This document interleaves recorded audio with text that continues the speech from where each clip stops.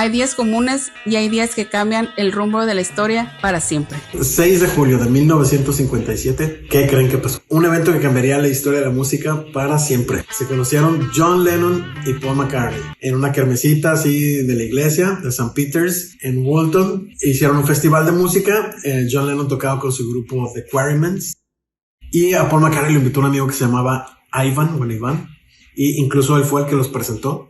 Ya al terminar el evento, Paul iría a platicar con John. De hecho le enseñó a afinar la guitarra, porque John la tenía afinada como mandolina.